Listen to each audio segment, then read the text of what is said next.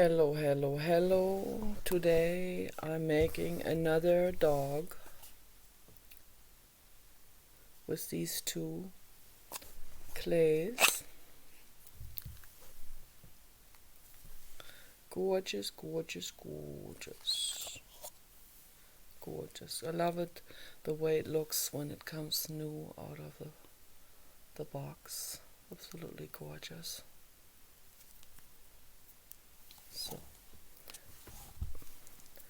I'm gonna get this to soften up. And then the other one. Nice. The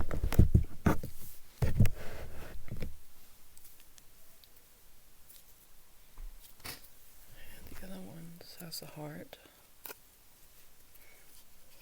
And this one has a cloud or something.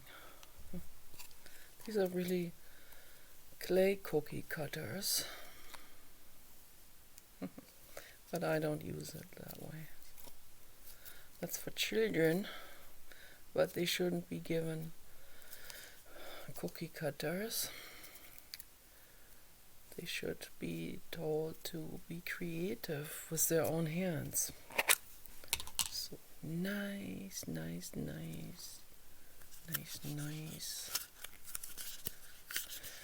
Awesome. $4. That's a really, really good deal. Okay.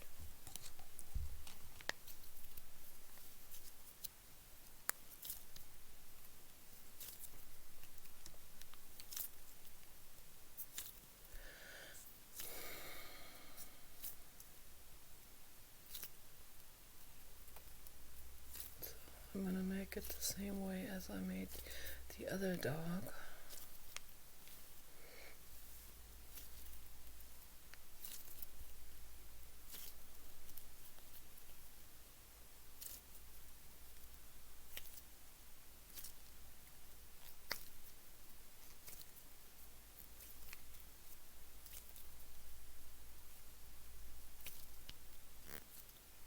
So they are going to be merging.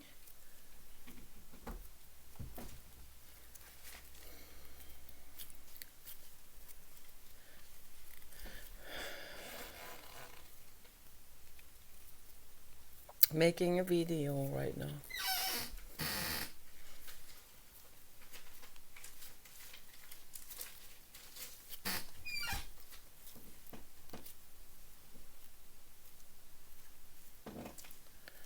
So, and making the head out of this.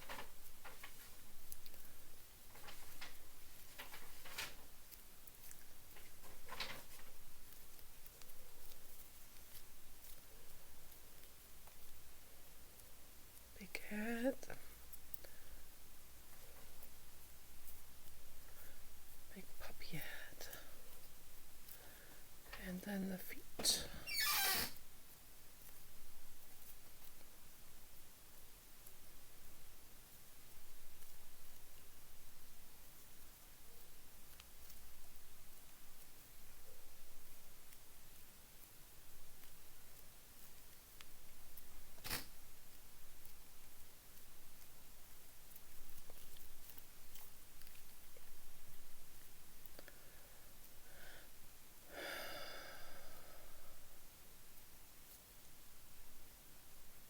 This is very relaxing to make this.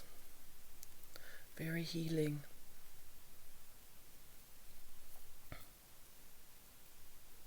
And then eyes also.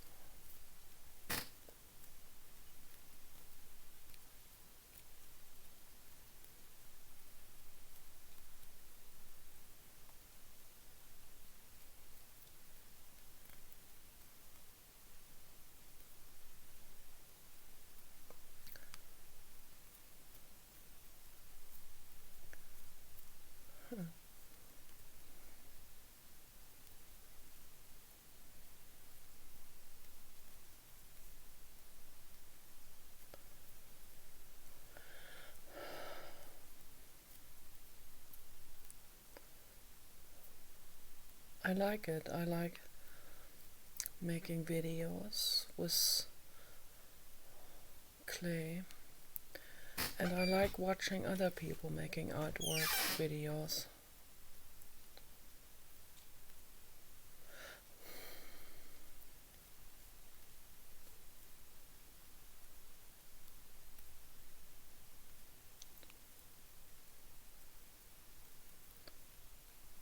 And be completely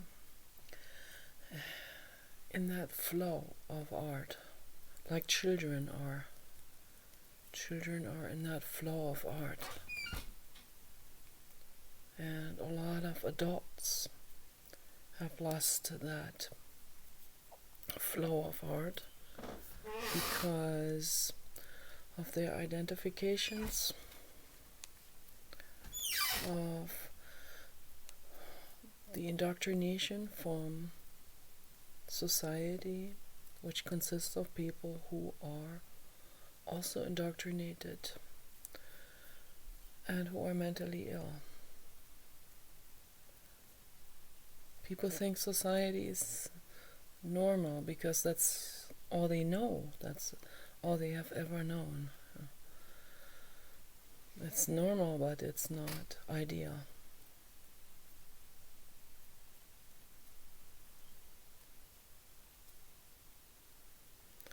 What is normal is the norm, but it's not what is beneficial for our health,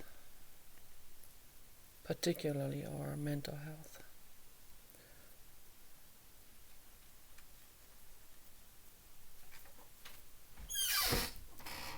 This looks a little bit now like that great Pacific salamander who went up on my arm like that. But his feet were like this, like pudgy.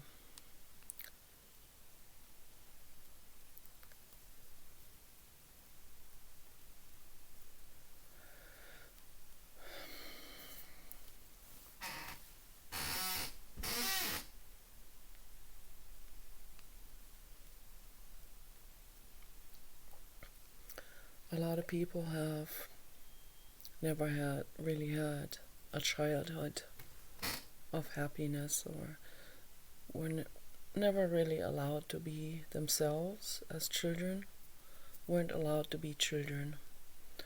And because of that, they have a trauma that is lifelong trauma. And out of this trauma can come really, really terrible things. They can become child rapists because of that.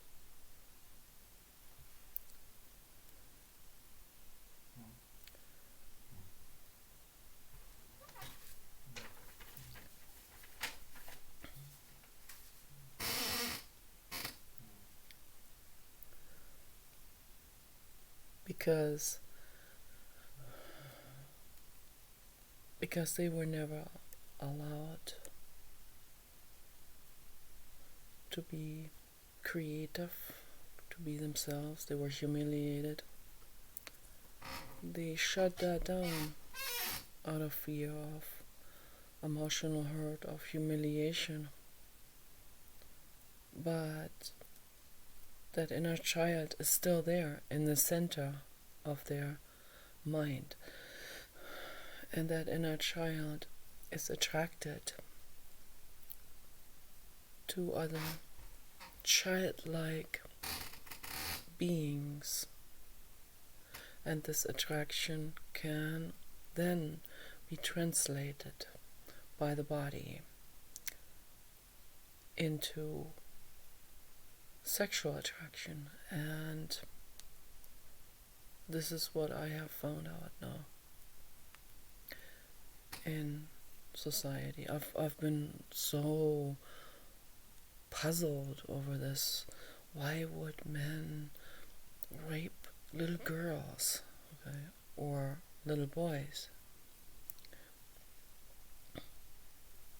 depending on their sexual orientation? And why would they do that? Why would they sexualize children? I've been thinking about this. How can something like this evolve? And that's definitely goes against evolution. And the reason why is because they have been humiliated as children, and their egos shut their childlikeness off. They would never allow themselves to be childlike again because they don't want to be humiliated. Okay. And that's infinitely tragic. Okay. Infinitely tragic. And if they are unaware, they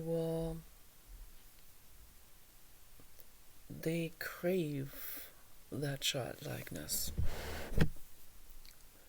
That craving for the childlikeness never ends, never goes away.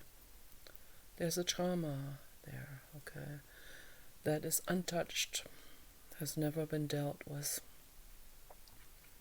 And when they have children, these people, they will start to fantasize over those children. I was thinking about that earlier. And of course, it's shunned by society. They also know that it's very sick to do that. And they know it's bad for their children. And they will try to suppress this urge. And the more they suppress it, the more fiercely that urge comes to the surface. It will come to the surface in a way where this takes on a form of denial and split. Denial is already a split in the personality. Schizophrenia is an accumulated form of that. And it will go to the point where the father, particularly, men have much less control over their sexual urges, and their sexual urges are much stronger than in women. Sexual urges in men are absolutely off the charts. And I'm not looking down on it, I'm not condemning it. I'm just saying that it is infinitely sad that these sexual urges are then funneled into something very neurotic that hurts others. Okay. Because of that childhood trauma of having to suppress the inner child, the need for the childlikeness is still there. Then they see a child, naive, innocent, playful, artistic, cute, it's this flow of life, and they get fascinated by that. They don't know why. And that fascination then can turn into sexual need, sexual lust, and they hate themselves for that. They'll shut that down with any force they can. They want to shut it down, but they can't. It becomes sexualized, and then they fantasize over it, and they hate themselves for it, but they can't help it. It is a very strong fantasy. I believe I am a victim of that. From many men, not just one. In my family, from friends. There was one guy, when he came over, I was hiding. I ran into my room and I was hiding. Because he would always, the first thing he would do, he would come looking for me as soon as he would come to my parents' home. And he would lift me up and touched me inappropriately when I was a little child. And there were others as well. This is the only thing right now that has come into consciousness. The safer one of all of those has made it into consciousness. The other ones, no, that's too frightening for my consciousness to recall. So, and I'm not gonna rush that. There's no rush in this. Okay, it will come to the surface when it comes to the surface. That kind of stuff brings up my Medusa, of course. When that is triggered in the present time, it brings up my Medusa.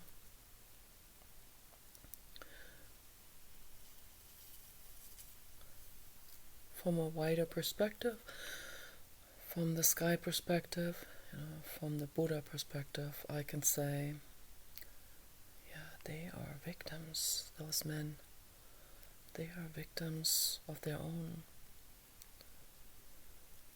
in their own childhoods, from their own parents and friends and so on.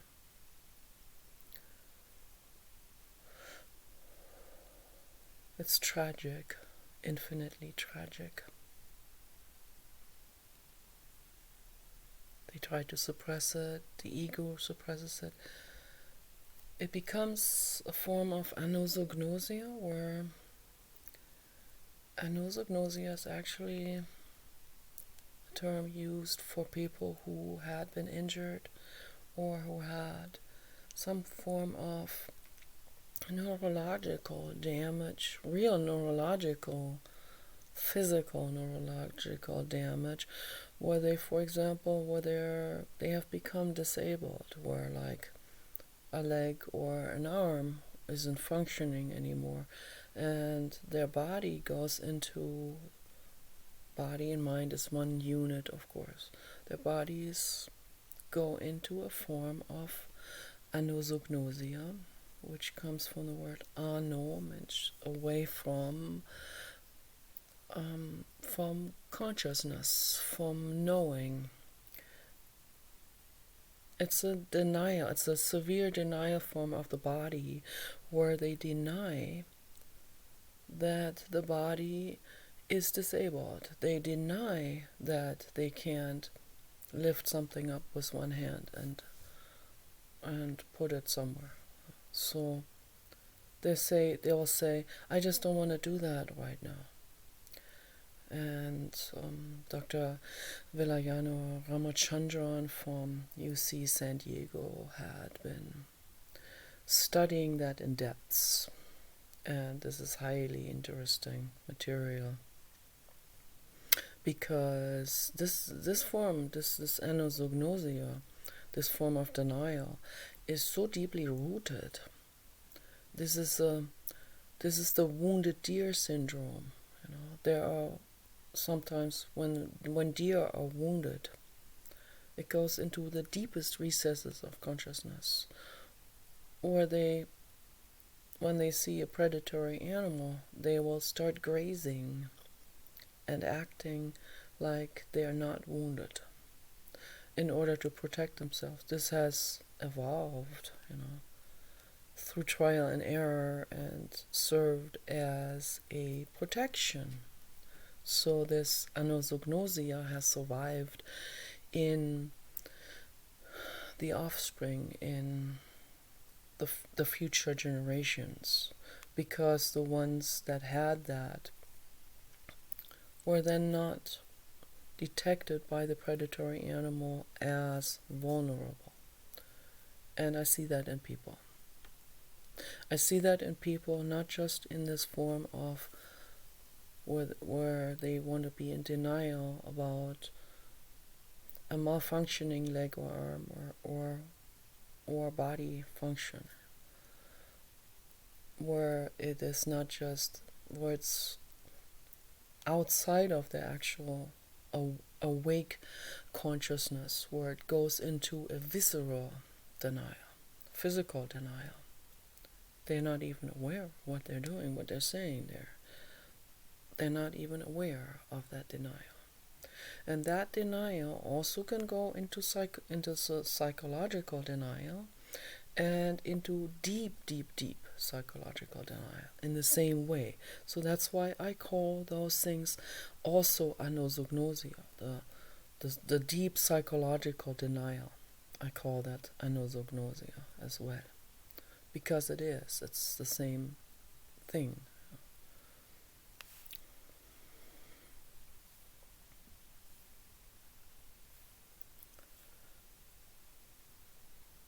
I don't have any form of anosognosia. It's very rough, probably. It's very rough to live without that self-medication, without that self-numbing of anosognosia, without that denial numbing of the mind. Denial is a form of self-medication, basically. I don't have that going like most people have.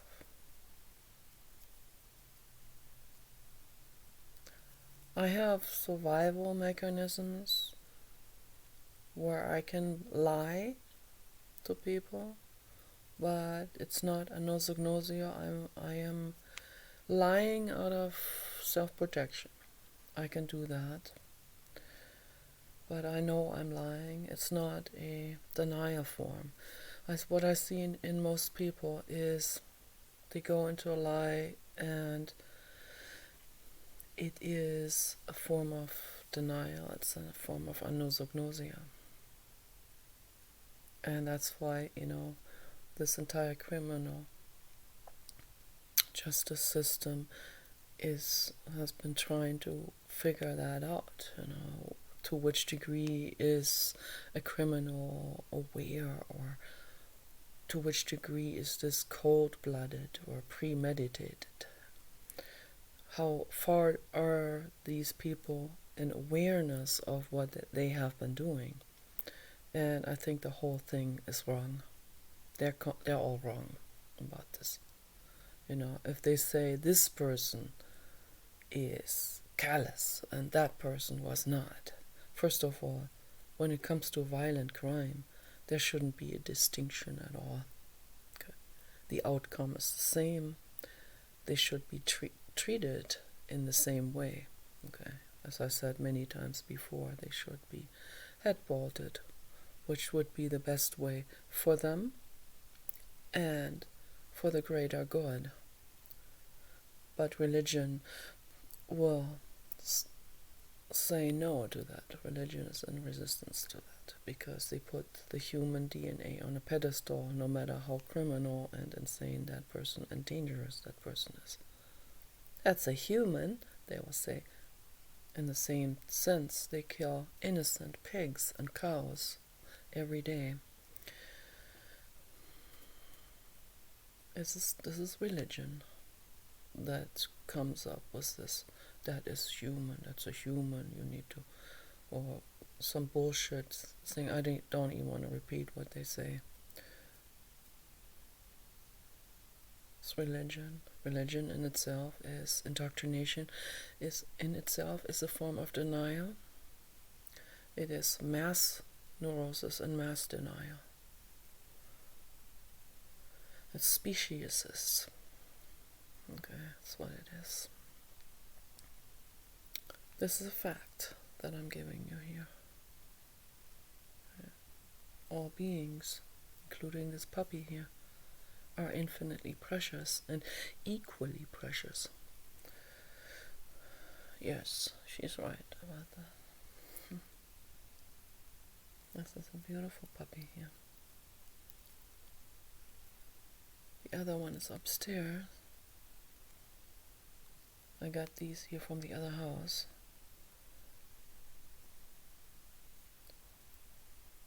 Paul got me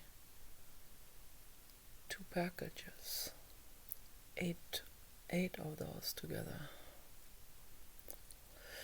I already made 2 astronauts. I made those out of one from the 8 and the spider goo, and that combination was the spider goo that made it so that it doesn't seem to be hardening, so it stays soft, but it's okay, it's not a big deal.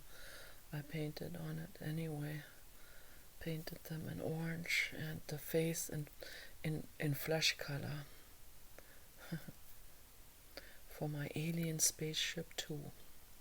The alien spaceship 1 is upstairs here. And then after that one, at the other house, I'm gonna make alien spaceship 3. And I will make some more figures out of the other Play-Dohs for that one. This is gorgeous. Gorgeous, look at that beautiful pattern.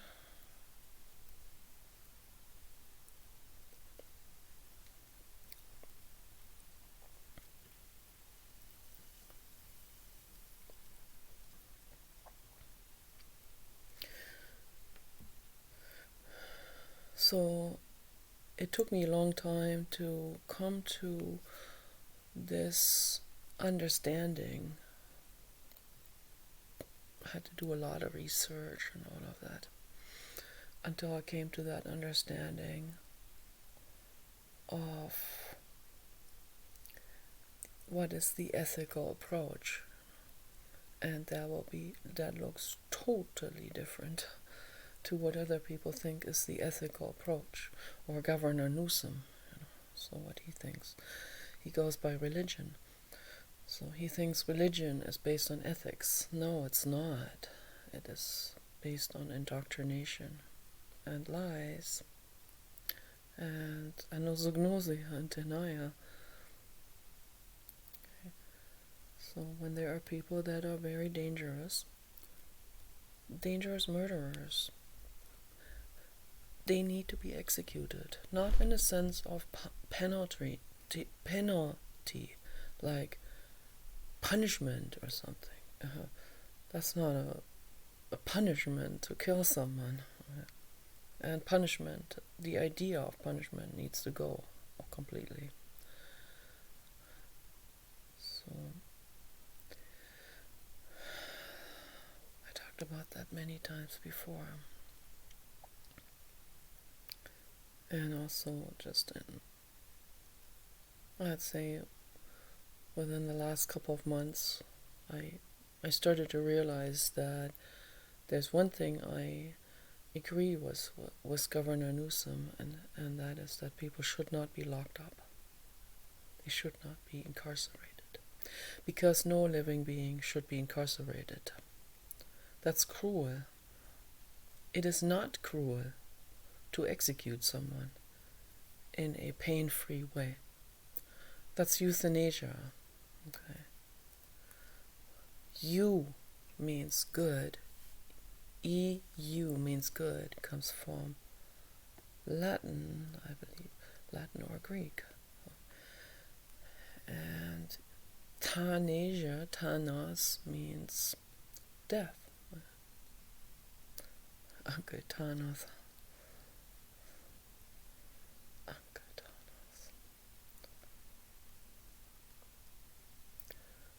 Yeah. Anyone who is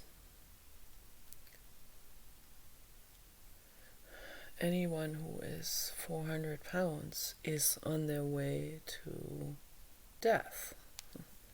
It's a slow suicide.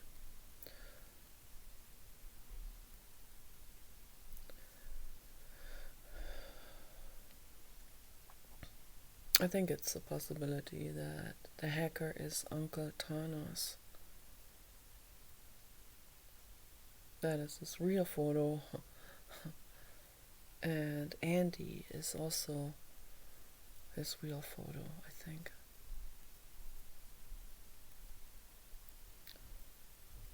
And I believe that he is my age or older even.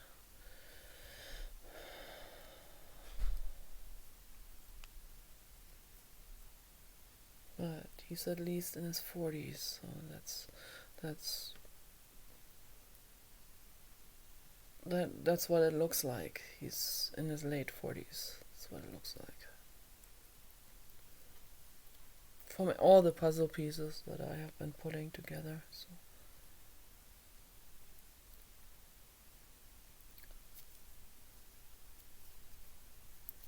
You know, once I love someone, I love someone. I don't care anymore. I don't care about looks and all of that. Once I got hooked emotionally, there's something deeper than the appearance. He sure makes fun of me, but he does that out of, I don't even think he's aware of it. I think it's his alternate personality, his alters that are doing this. Is a form of deep denial, schizophrenia and anosognosia. Okay, and it is like, for example, like a regular person would be in some situation, and let's say you're normal neurotic. Yeah? You go to a party, and you see, let's say you're a woman, and you go to a party, and you see a very overweight man standing there, but something inside of you likes him, is attracted to him. Okay, and then you have all kinds of voices, like not really voices, but all kinds of thoughts that go through your head, like evaluation thoughts. He is overweight.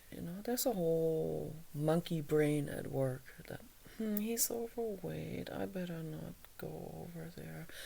And then, well, but he's kind of cute, says then another voice, another feeling that comes up, another reaction, really. In people with alters, the reactions become personalities. All of these second thoughts are personalities. All of these doubt thoughts, all of that, those are all personalities. And they start talking. And if he has a microphone and is not even typing these thoughts, if these thoughts are being recorded by the computer and then being put into words in the chat room, then you have an entire... Of course he types real fast because the computer types as fast as he talks. Okay. Translates that into words. I don't think he's always using that device, but he's sometimes using it, I think. I think he's also Jermazing Jason. That's what I think. That's another altar. I'm not looking down on this. I'm not criticizing it. Thank you, Blue God. 3333. Thank you, Blue God. I'm just, I'm bringing awareness to this.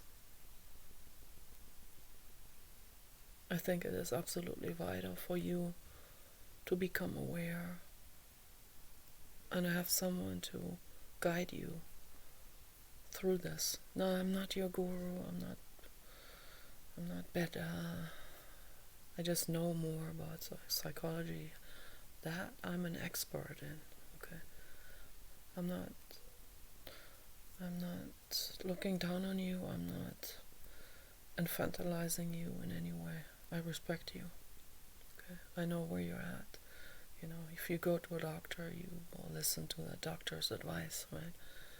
I'm an expert with psychology. Paul thinks I'm not, but that's out of his own ignorance. Paul's terrified of going deeper into psychology. That's his form of anosognosia and denial. And I understand that, and I can let go because of that. I can let go. I'm not even going to argue with him anymore because I know where he's at. He makes me mad sometimes, sometimes I get mad when he continues to infantilize me and like, you don't know anything. Let me explain, not only in the field of psychology, but in other areas too, where I think it's absolutely vital that he should be listening to me and my health advice. So it's really sabotage on his part to infantilize me and my knowledge. It's just, he's just causing himself to sabotage himself, his own health, to not take care of his own health. But the ego goes to that lengths, where the ego would rather infantilize someone and say, you're wrong, you're just a crazy, whatever, it's a conspiracy, whatever. That the ego is very quick to say that. That's a way of not listening. That's a way of not feeling the need to listen. They just brush it off as something crazy, when it's not. What I'm saying is true.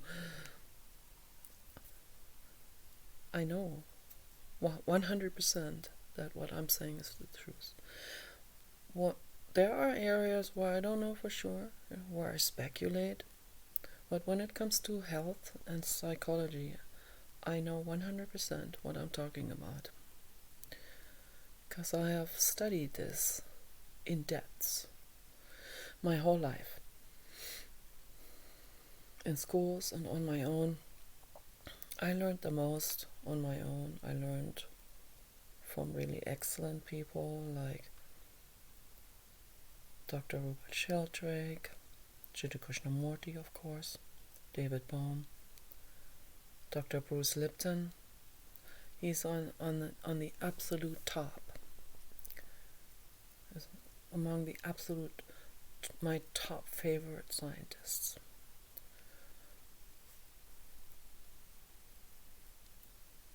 People who dare to look deeper. And Dr. Bruce Lipton is a cellular biologist. So he comes into this through studying, or molecular biologist, through studying the microcosmos of biology. And that docks onto that for sure. That goes way into the metaphysical. Meta only because outside means, meta means outside. Only in terms because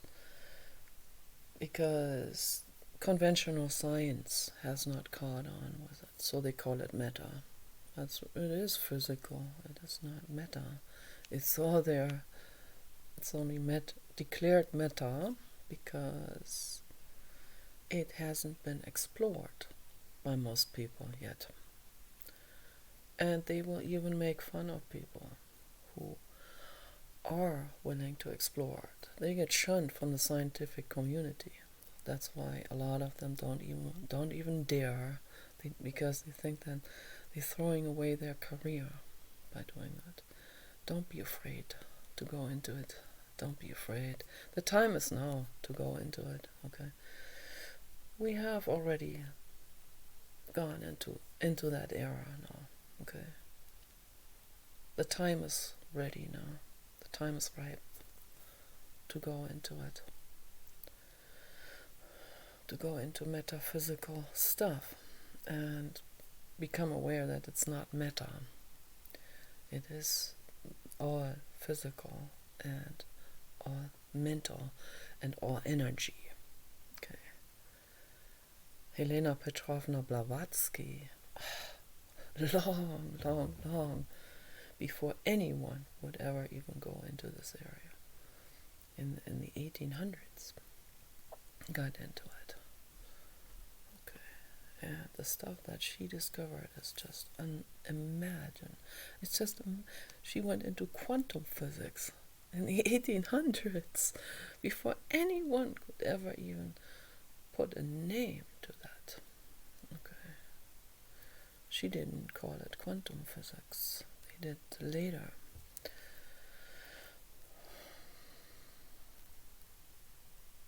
And much later, 100 years later, they were fighting over whether it's particles or waves. And Helena Petrovna already knew this 100 years before, that energy, it's all energy. The particles are energy. Particles are basically energetic accumulations. That's what they are. They are made from the ether, what she called the ether. That's what people call quantum now.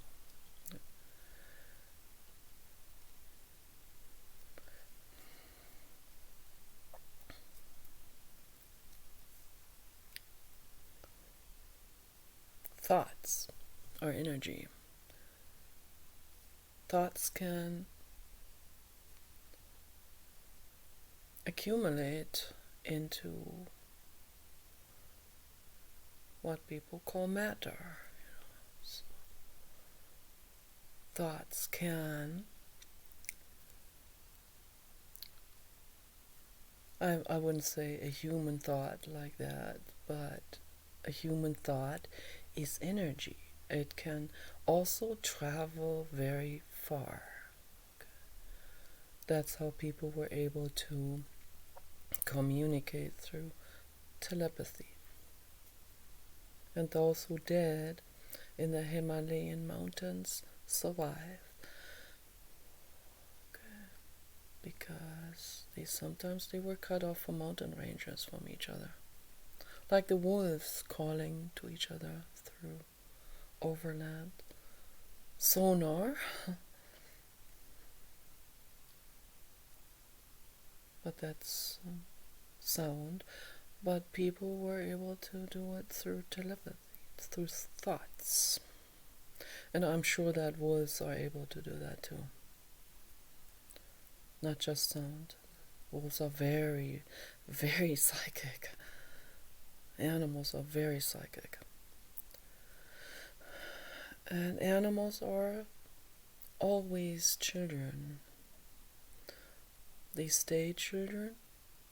They stay in the childlike mind because their egos don't go to that lengths as human egos do. The human ego, in general, speaking from my observations in what I see in most people, the human ego has taken on insane forms.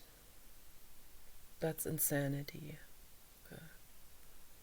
That has never occurred like this before the human species evolved. It never occurred like this on this planet before.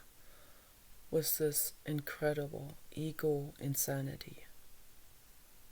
Okay, that's why we have to become aware about all of this. That's very important.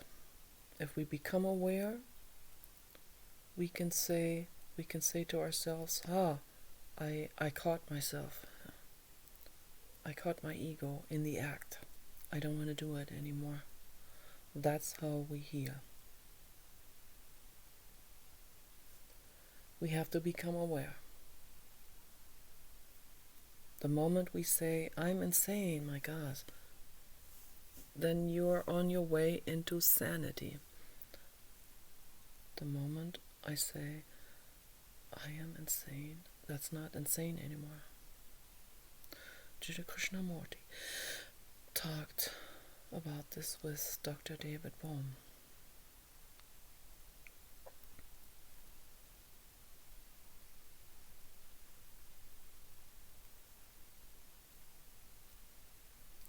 He said, when a problem arises, I can deal with it instantly. Not sit on it, not run away from it with the ego. Do all kinds of stories that, or people get swept up by society to the point where they mutilate their own bodies to fit in or to be liked or wanted. Instead of becoming aware, I want to be wanted, Every Barbie doll out there wants to be wanted. But they don't become aware, so they mutilate themselves through surgery to look like a Barbie doll. Just to use one example. Why? In order to be wanted. But I can make it much easier and say, let me meditate on this. Before I go to a plastic surgeon, let me sit here and become aware of that need. I want to be wanted. Oh yeah. Let me become aware of it. Okay, so what does it mean, What does it feel like? Where does it come from, that intense feeling and need? There's no judgment in it, okay? I have a tool. I sit there with it. Jealousy, everything falls into that. I want to be wanted. And instead of doing surgical procedures on my face to look like a Barbie doll, it's better to love myself the way I am, right? Much better. If people have a problem with my face, that's not my problem anymore then. That's their problem. If I start to love myself for just the way I am, then I am healing myself naturally, psychologically, and there will be no more need for some surgical procedure. Will not happen anymore.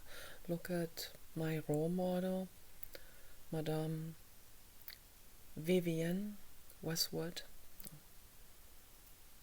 founder of punk, punky lady in her 70s, from England. Fashion designer, unbelievably amazing. Genius. Fully in tune, fully inner child. Okay. She found Prince Charming, Andreas from Germany, who's my age. They love each other. Trust me. That's beautiful. She's never gone under the knife. Okay.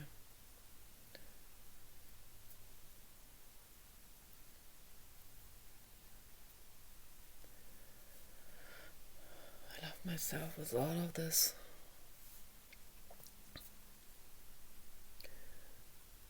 That's self-love. If you go under the knife, no, that's not self-love. If you go under the knife, if you starve yourself, that's not self-love, man, woman.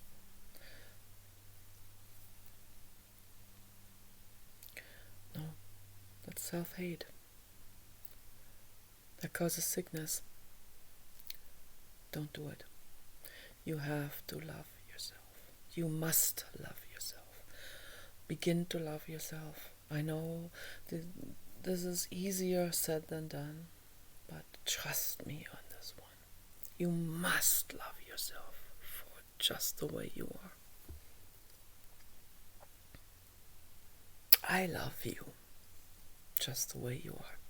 All of you. As a friend.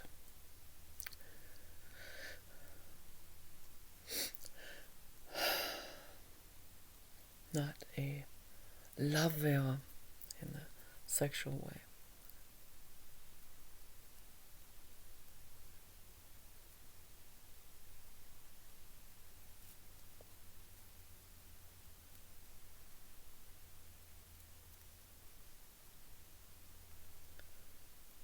There's one guy, but I don't want to. I'm too afraid.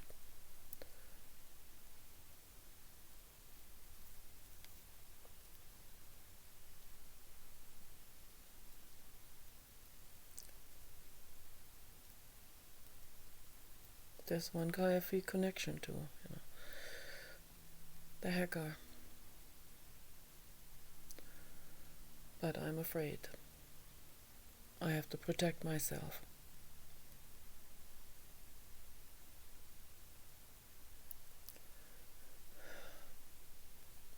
I have no idea how he looks like. And even if that's Andy in a leather outfit, that wouldn't matter. Even if you're in prison, I can visit you there. No, I should not be saying this. Really not.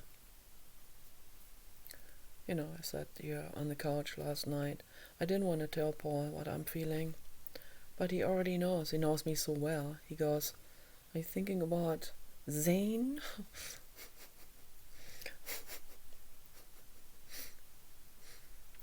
And I had to admit it.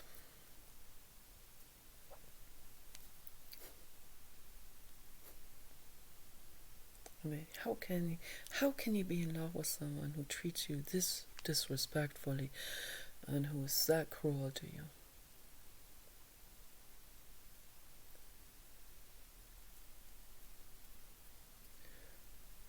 Yeah, that's because I feel connection. The guys on Facebook, I don't feel that connection.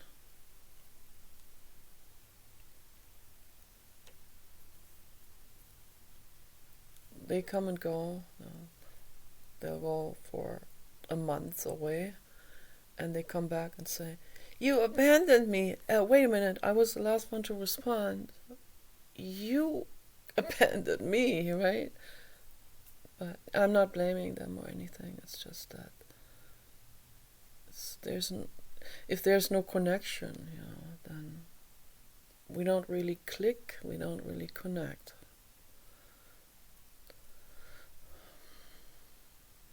In order to connect and click where the love comes around, as Philip said, I'm waiting for your love to come around. Well, it takes two to tango for that. It's not just me. I decide, I want to love you now, but you do nothing to move in that direction, then it's not going anywhere, really.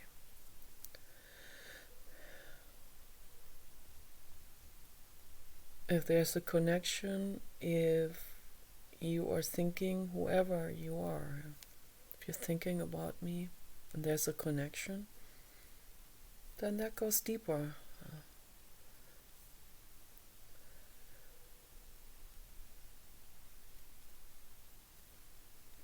And there's a soul connection. And that's necessary, I think. It's absolutely necessary. If that's not there, then it is some kind of... I don't know. It doesn't feel... It doesn't have that sweetness. So...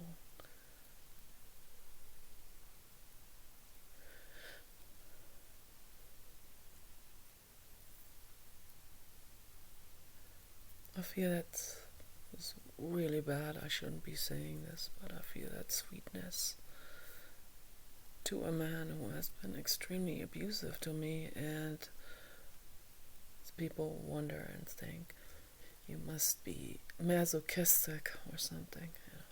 But I feel it and I felt it, and I don't know what to do about it.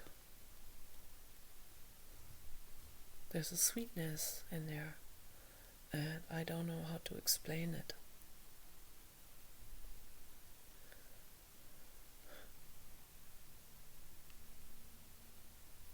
And I try to run away from it, from that whole thing, but I can't.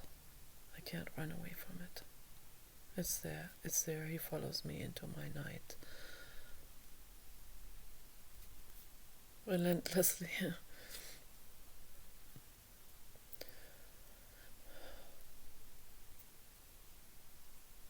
I keep saying to him at night, I want you to be happy. Go find someone. Go find someone who you don't have to be finding fault with. Become happy. I want you to be happy. Even if it makes me cry, if you find someone else, I want you to be happy. That's very important to me.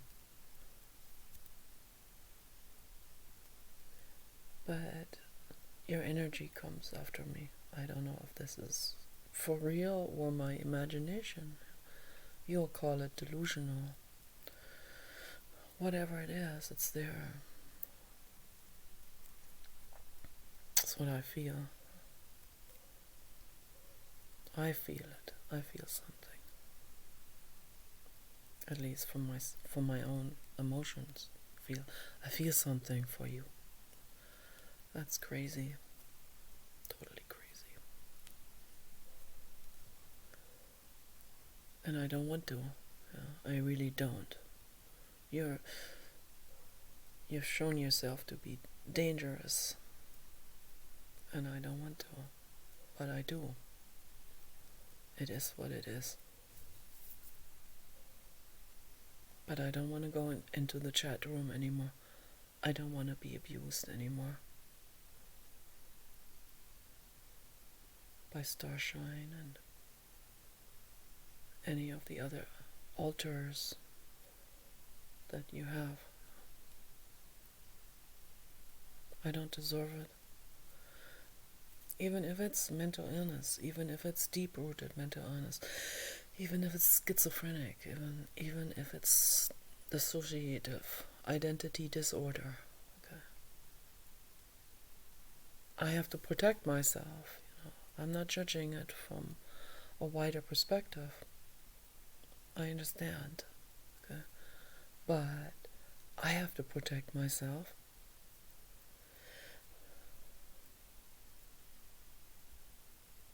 I'm mentally ill too. I have childhood trauma too. And you know it. You know it. You know how bad it is.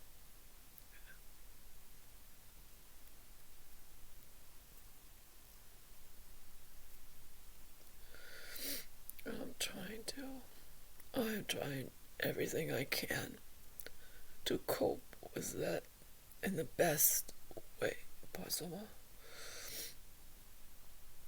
I can't do it any better than this. I do artworks. I try to heal myself naturally. I don't do drugs. I don't drink alcohol. I face it. I face the pain.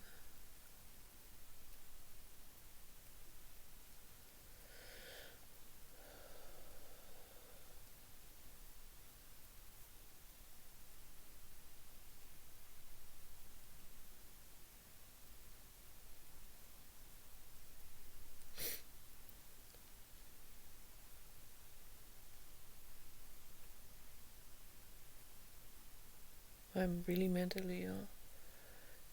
And it's not a good idea for me to have children. I'm also most likely too old for that. So, this is what I know from biology, of course. But it feels like I'm fertile. That's what it feels like. But it doesn't matter, either way, it's not a good idea for me to have children. And it's not a good idea for me to be visiting you in prison. That would not be a good idea. That would be be very dangerous.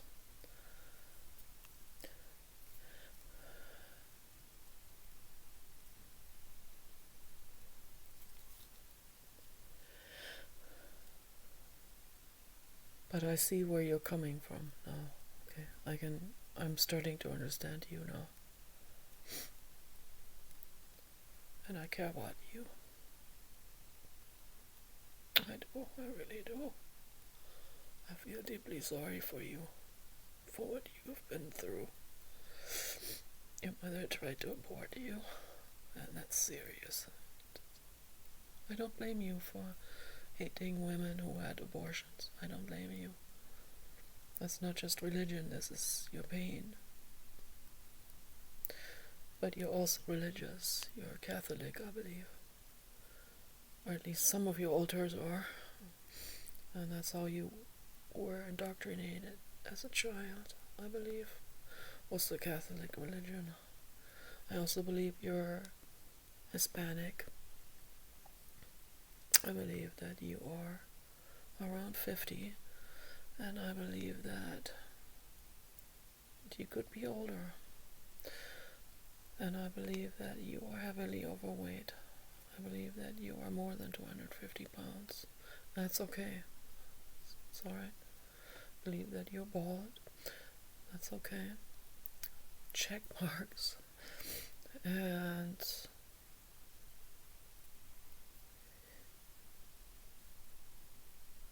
it's not that much about appearance for me. It's people always put huge emphasis on appearance, but it's much more than appearance. It's energy. When there's a soul connection, I have a soul connection to the horse, for example. I had soul connection to the papa dog. I still do.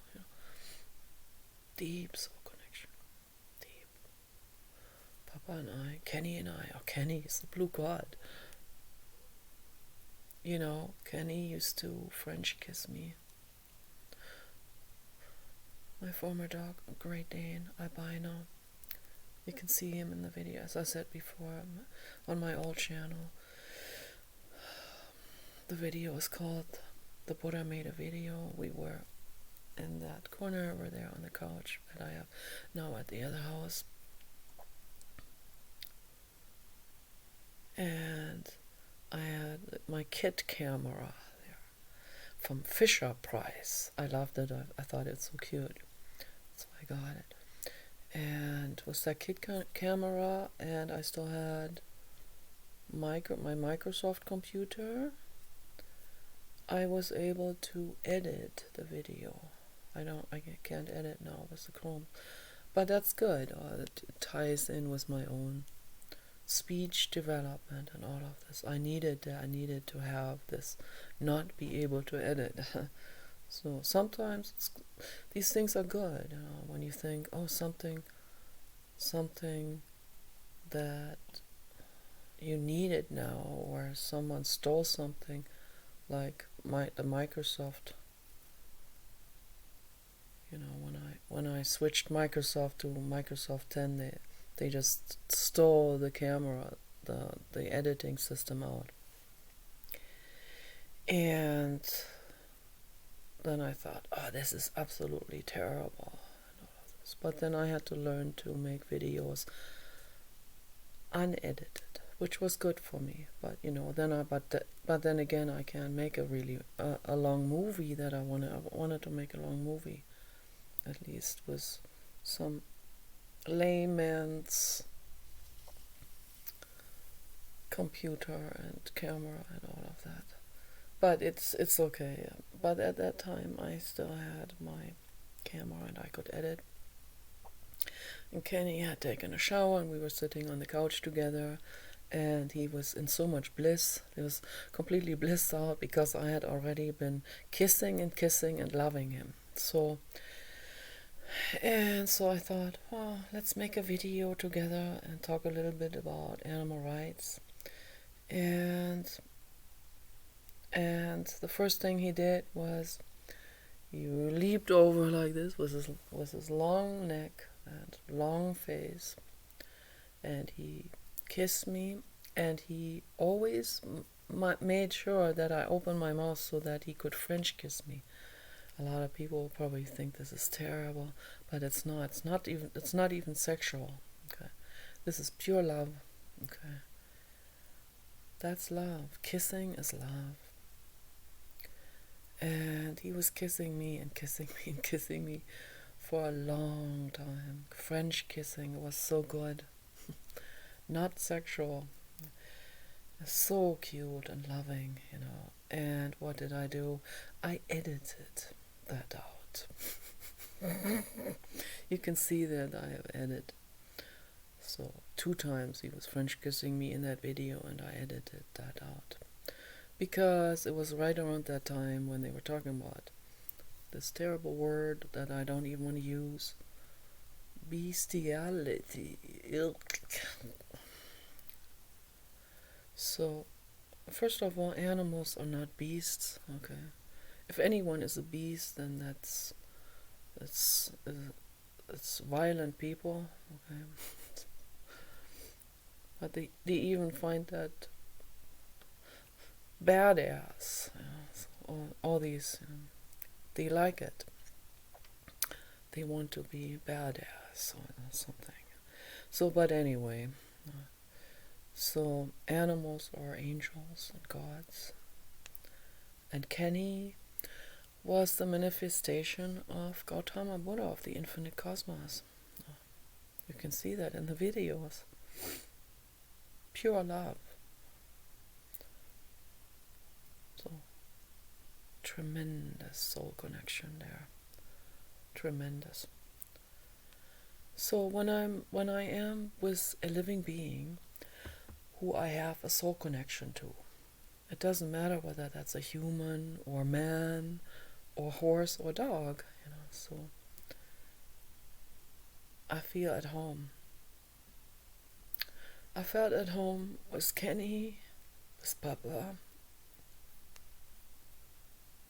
When I lost them, I fell into a grief that I cannot describe in words. Okay? Cannot. They would have also loved each other if they had been here together, but they weren't. We got Dave after Kenny.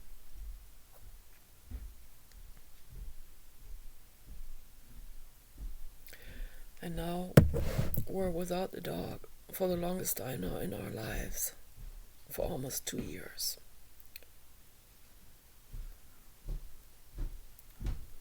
December 10 is Papa's death day, and Kenny's is December 11. That's also incredible. 1 day apart, but several years apart.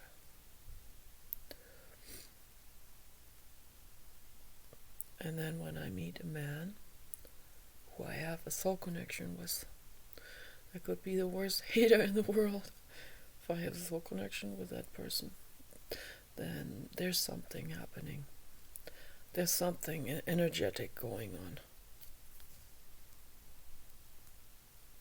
Whether I like it or not, whether I try to run away from this or get involved with other guys or not, it doesn't matter. I just can't get that man out of my head.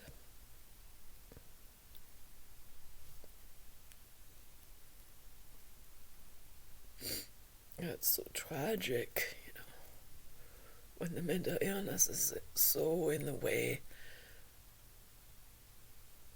Our mental illnesses are keeping us away from each other. And I know you try to communicate with me. I've seen it. I've seen it. On my channel, I've seen it. In the chat room. You also read my Facebook posts.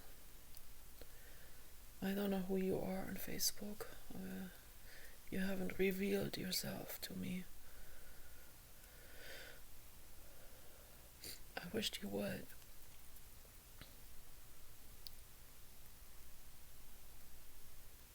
Sometimes I get this feeling, oh, I think that's him. Mean and everything. And abrasive. But then he blocks me again. It must have been him. Or one of his alters. I think you speak Afrikaans also.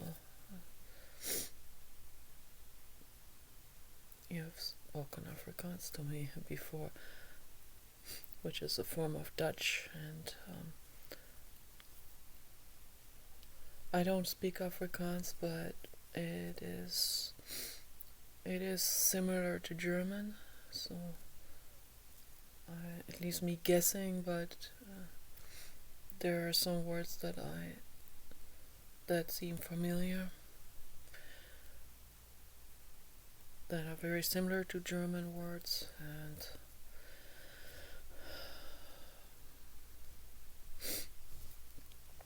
and then I thought, why are you saying that in Dutch or whatever, Afrikaans or some kind of Celtic language? Why can't you say it in English to me in front of everyone else?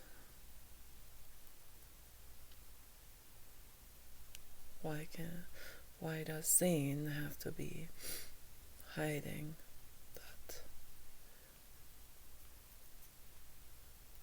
It's very hurtful towards me.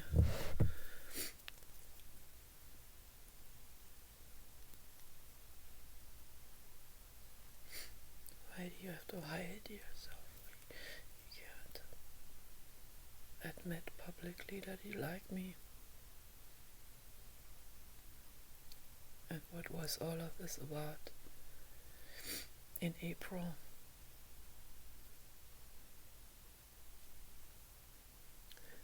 I have absolutely no idea. I'm guessing because I said hi to other guys. I guess it must have been an ordeal for you to the whole thing, to even bring this up, and then it's a public forum. Other people are there and they greet me, and then I'm not allowed to acknowledge them. That goes against my nature. I acknowledge people. That's not because I like them in a romantic way. I'm guessing now that's what it was. But to me it came across as absolutely cruel, the way you acted. Calling me delusional, gaslighting me like this,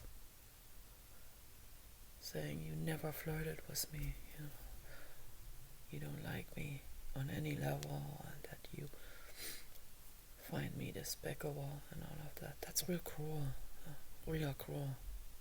and you know it. And Frank is your other alter, and your other alter jumps in and says, man, you gotta have some heart. Nikki, I can't be with you because I'm a Catholic and you're married. Another alter, which is Max, the Max account. Another alter says, I'm too shy. All of these are aspects of your personality. That's what I believe. Fragments of your mind.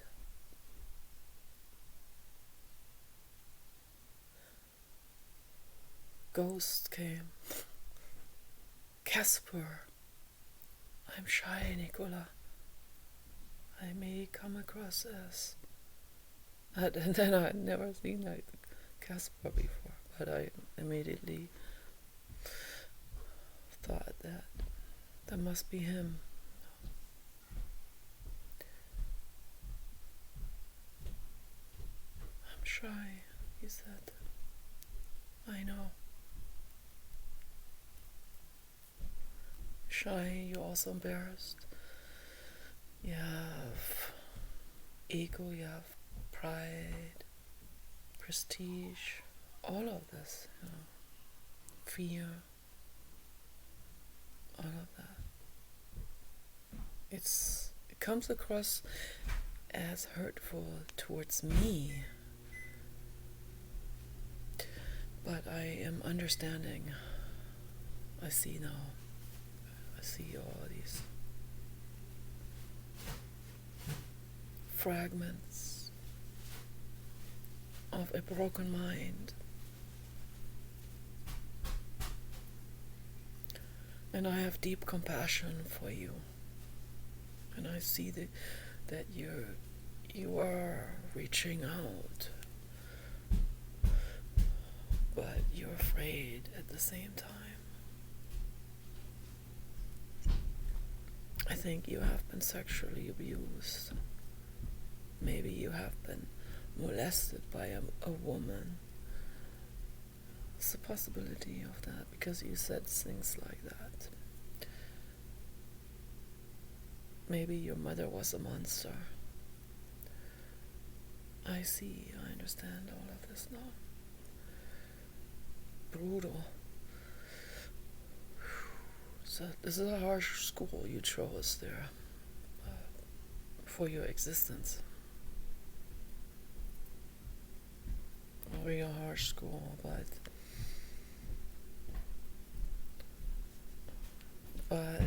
taking the drugs is, I know, I understand you want to numb that away, but that's not going anywhere with the drugs and the alcohol.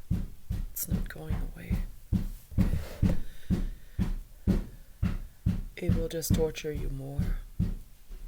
And I see that with dread. You're destroying your brain.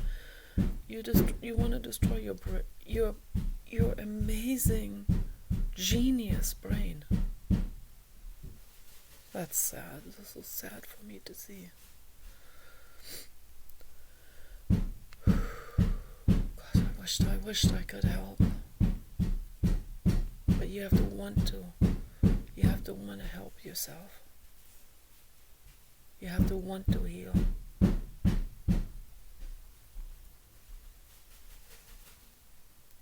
I didn't want to talk about him anymore, and then what do? I talk about him again. It is what it is. Someone who might like Paul, Paul will accuse me of being a whore. He doesn't use the word whore, but it's the message is that like you are a slut. You go with some abuser. You don't respect yourself. Anyone who says that, they don't see the whole picture of it. Obviously, they don't see that there's a soul connection.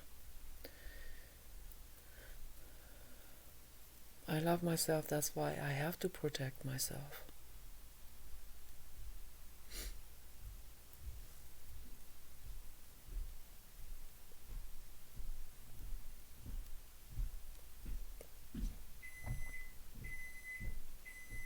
But there's a soul connection, and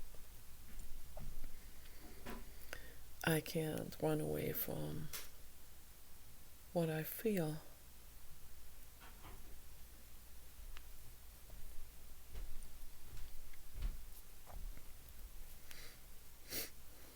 I feel love for you on all levels. There's a connection. Okay.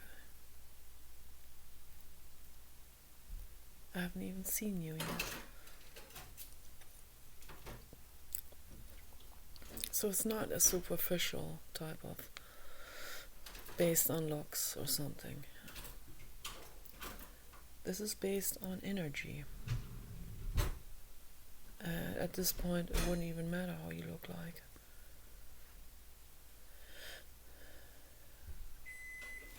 You could look like any person. I had the weirdest dreams last night. Weird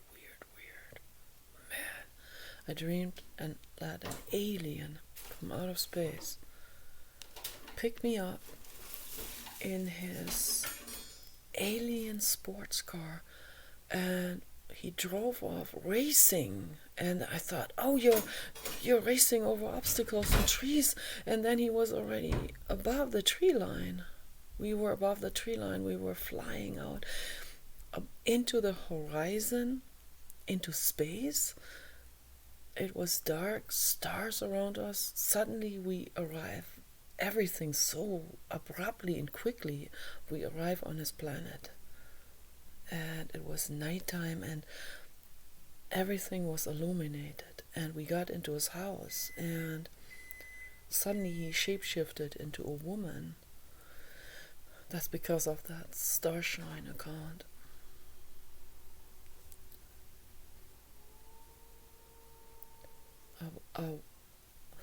Like a sexy, skinny woman with long blonde curls.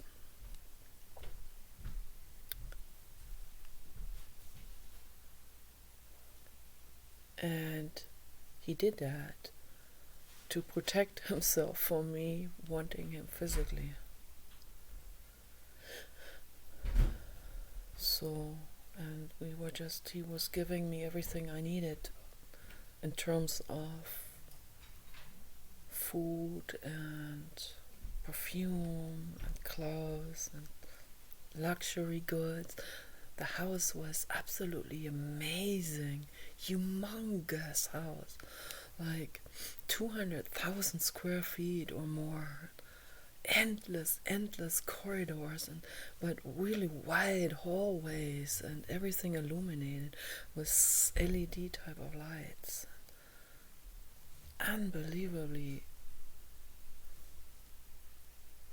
fashionable and gorgeous and clean and amazing, and futuristic. It's absolutely gorgeous. But he was not ready for me to love him physically.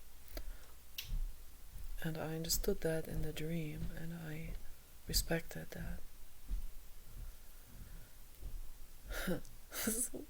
What a weird dream. Okay, so we have to turn the video off now.